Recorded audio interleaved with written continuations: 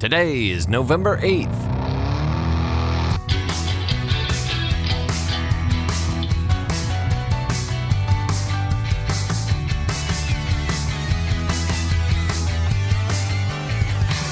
It's the 313th day of the year, and this is the On This Day podcast.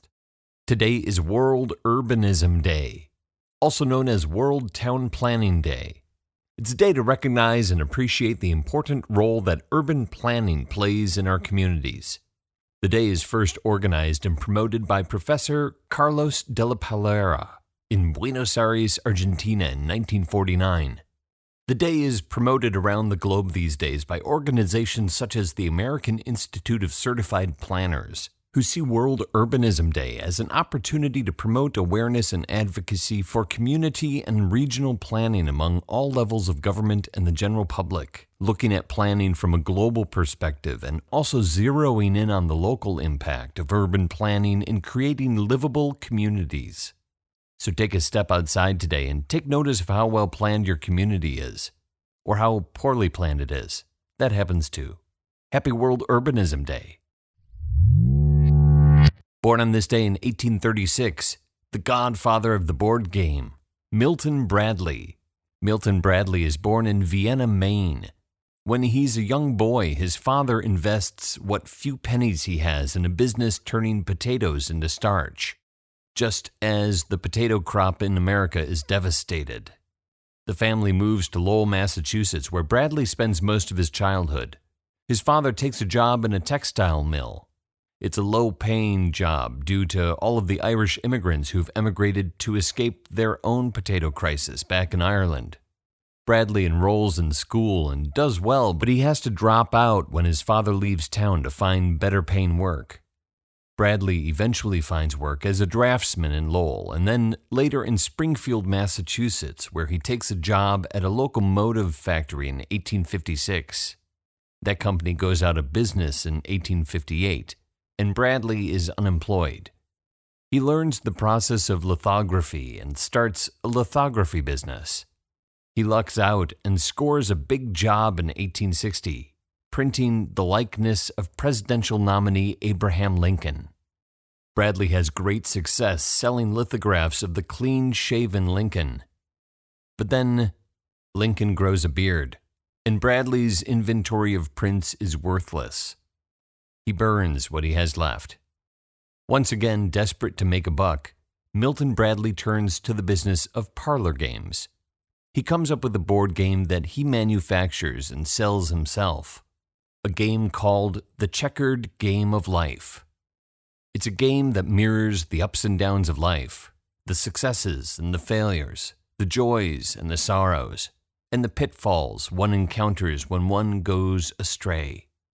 The game requires players to make decisions that will have a long-term impact on their life in the game.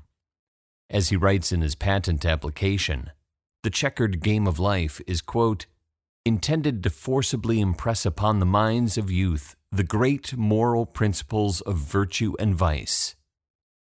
Bradley has had enough ups and downs in his life to know the obstacles one faces on the road to happiness, and he hopes to share a little of what he's learned with young people to encourage them to lead exemplary lives.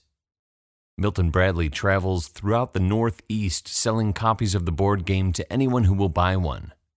He sells about 40,000 in 1860 when he first introduces the game. In 1861, the Civil War begins, and Bradley thinks his board game days are over. He turns his attention to building weaponry.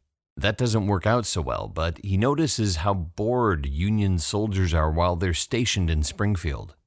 So he starts manufacturing board games again, small versions that they can easily carry with them. Common games at the time such as chess, checkers, backgammon, and a version of The Checkered Game of Life. The board game business picks up again, and after the war, Bradley begins manufacturing croquet sets. He's the first to do so in the U.S., and he patents his version of the rules of the game, based on his notion of fair gameplay, which he publishes in 1871 under the title Croquet, Its Principles and Rules. By the 1870s, the Milton Bradley Company is doing well, But then Bradley shifts his focus to early education and the kindergarten movement. He creates educational materials such as watercolor sets, crayons, colored paper, and color wheels. He publishes the magazines Kindergarten News and Work and Play. Oh, and he invents the one-armed paper cutter. Though the Milton Bradley Company makes far more money from the board games it produces than from the educational materials, which are often produced at a loss, Milton Bradley, born on this day in 1836, is most proud of his educational inventions. Before he passes away in 1911 at the age of 74, he writes, quote, "I cannot overestimate the feeling of satisfaction which has been with me all these years at the thought that I have done something, if only something prosaic in character, to place the kindergarten on its present solid foundation." Bradley's original board game is re-released in 1960 on its 100th anniversary as The Game of Life, an updated version that seems to teach children more about Cold War consumerism than virtue and vice. And in 2007, it gets reinvented again as The Game of Life Twists and Turns, with updated game pieces and a Visa credit card for each player to use in the game. There are 53 days left in the year. On This Day is produced by me, Dave Schultz. Thank you very much for listening. On this day in 2011, the world nearly comes to an end when Asteroid 2005 YU-55 comes within inches of striking Earth. Okay, maybe it doesn't come within inches, more like 200,000 miles, but that's still pretty close. The asteroid YU-55 passes within the Moon's orbit, crossing the Moon's orbit at 2 points. The next time an asteroid will come this close will be in 2028. That one will be a little closer. And then in 2029, there will be an asteroid that comes within 19,000 miles of Earth. So if you're still listening, yikes. Talk to you tomorrow.